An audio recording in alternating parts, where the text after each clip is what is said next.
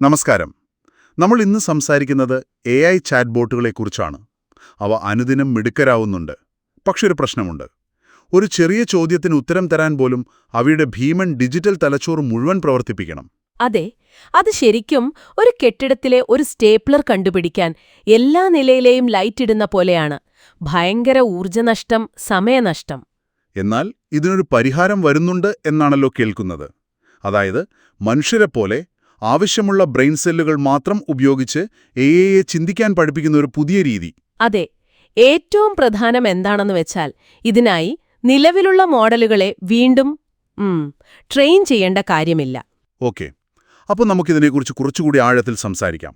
ഇപ്പോഴത്തെ പ്രധാന പ്രശ്നം ഈ ലാർജ് ലാംഗ്വേജ് മോഡലുകൾ LLMകൾ ഓരോ ചെറിയ കാര്യത്തിനും അതിന്റെ മിക്കവാറും എല്ലാ ന്യൂറോണുകളും ഉപയോഗിക്കുന്നു എന്നതാണ്, അല്ലേ? പിന്നെ ഊർജ്ജ ഉപയോഗത്തിനും കാരണമാകുന്നുണ്ട്. ഇതിനെ മറികടക്കാൻ നിലവിൽ വല്ല വഴികളും നോക്കിയിട്ടുണ്ടോ? ഉണ്ട്, ചില രീതികളുണ്ട്. ഒന്ന് ഈ മിക്സ്ചർ ഓഫ് എക്സ്പേർട്സ്, MOE എന്ന് പറയും. ഓ, അത് ഓരോ വിഷയത്തിനും ഓരോ എക്സ്പേർട്ടിനെ വെക്കുന്ന പോലെയാണോ?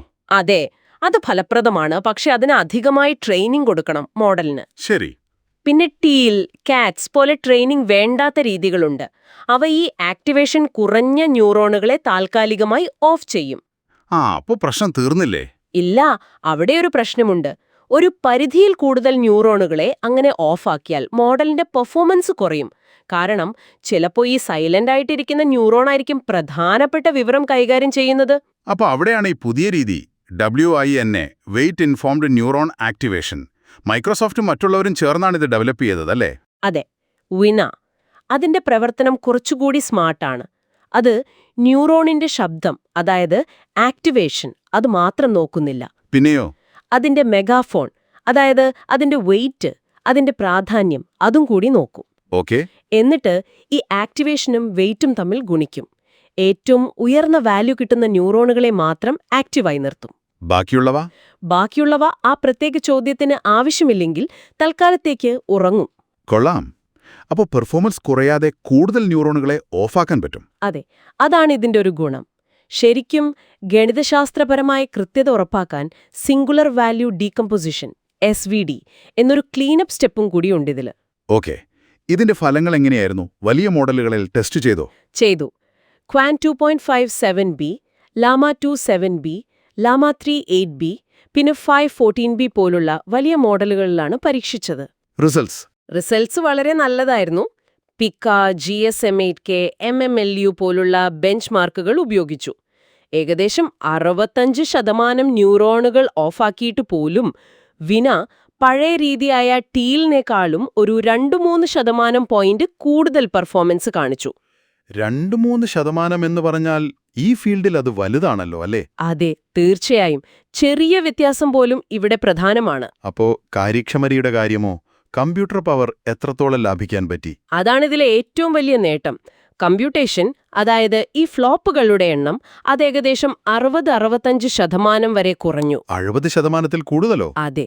ഉദാഹരണത്തിന് ട്വെൻ 2.5 മോഡലിലെ 7 ബില്യൺ ഫ്ലോപ്സ് വേണ്ടിയെടുത്ത് വിനോ ഉപയോഗിച്ചപ്പോൾ വെറും 2.8 ബില്യൺ മതിയായിരുന്നു. അതായത് ഏകദേശം ഒരേ നിലവാരത്തിലുള്ള ഉത്തരം കിട്ടാൻ പകുതി കമ്പ്യൂട്ടർ പവർ മതി. കൃത്യമായി പറഞ്ഞാൽ അതെ. അപ്പോ ഈ ട്രെയിനിങ് വേണ്ട എന്നുള്ളത് കൂടാതെ വിനായുടെ മറ്റു പ്രധാന ഗുണങ്ങൾ എന്തൊക്കെയാണ്? ഒന്ന്, പറഞ്ഞ പോലെ അധിക ട്രെയിനിങ് വേണ്ട. നിലവിലുള്ള മോഡലുകളിൽ എളുപ്പം ചേർക്കാൻ പറ്റും. 2, ഡൈനാമിക് സ്പാസിറ്റി, അതായത് ഓരോ ചോദ്യത്തിന്റെ കടുപ്പമനുസരിച്ച് ഓഫാക്കുന്ന ന്യൂറോണിന്റെ എണ്ണം മാറ്റാൻ പറ്റും. ഒരു 25% തൊട്ട് 65% വരെ. പിന്നെ ഇതിന് ഗണിതശാസ്ത്രപരമായ ഒരു ഉറപ്പുമുണ്ട്. ചില തിയറങ്ങൾ വെച്ച് തെളിയിച്ചിട്ടുണ്ട്, ഒരേ എണ്ണം ന്യൂറോൺ നിർത്തിയാലും വിനയയുടെ എറർ ടീലിനേക്കാളും കൂടില്ല എന്ന്. ഇത് മറ്റേ വെയ്റ്റ് പ്രൂണിംഗ് എന്ന പരിപാടിയിൽ നിന്ന് വ്യത്യസ്തമാണെന്ന് കേട്ടല്ലോ. അതെങ്ങനെയാണ്? നല്ല ചോദ്യം. വെയ്റ്റ് പ്രൂണിംഗ് എന്ന് പറഞ്ഞാൽ നെറ്റ്വർക്കിന്റെ ഭാഗങ്ങൾ നമ്മൾ സ്ഥിരമായി അങ്ങ് വെട്ടിമാറ്റുന്നത് പോലെയാണ്. അതിനുശേഷം മിക്കവാറും വീണ്ടും ഫൈൻ ട്യൂണിംഗ് ഒക്കെ വേണ്ടിവരും. പക്ഷെ വിന അങ്ങനല്ല. അത് ന്യൂറോണുകളെ താൽക്കാലികമായി ഉറക്കുകയേ ചെയ്യുന്നുള്ളൂ, സ്ഥിരമായി ഒന്നും കളയുന്നില്ല. അതുകൊണ്ടാണ് വീണ്ടും ട്രെയിൻ ചെയ്യേണ്ട ആവശ്യം വരാത്തത്. സ്വന്തമായി LLM ഒക്കെ റൺ ചെയ്യുന്നവർക്ക് അല്ലെങ്കിൽ ഉപയോഗിക്കുന്നവർക്ക് 2025-ൽ എളുപ്പത്തിൽ നടപ്പാക്കാവുന്ന നല്ലൊരു എഫിഷ്യൻസി കൂട്ടാനുള്ള വഴിയാണിത്. തീർച്ചയായും. ഇവിടെ ഒരു പ്രധാനപ്പെട്ട ചോദ്യം അല്ലെങ്കിൽ ഒരു ചിന്ത വരുന്നുണ്ട്. അതായത് AI-യുടെ ഡിജിറ്റൽ തലച്ചോറിന്റെ ഭൂരിഭാഗവും ഓഫ് ചെയ്തിട്ടും നമുക്ക് നല്ല അല്ലെങ്കിൽ ഏകദേശം അതേപോലത്തെ ഉത്തരങ്ങൾ കിട്ടുമെങ്കിൽ ഇത്രയും കാലം നമ്മൾ എന്തിനാണ് ഈ കോടിക്കണക്കിന് ഡോളർ വിലയുള്ള കമ്പ്യൂട്ടിംഗ് പവർ മുഴുവൻ ഇതിനു വേണ്ടി ഉപയോഗിച്ചത്? വെറുതെ പാഴാക്കുകയായിരുന്നോ? ഇതിനെക്കുറിച്ച് നിങ്ങൾക്ക് എന്ത് തോന്നുന്നു?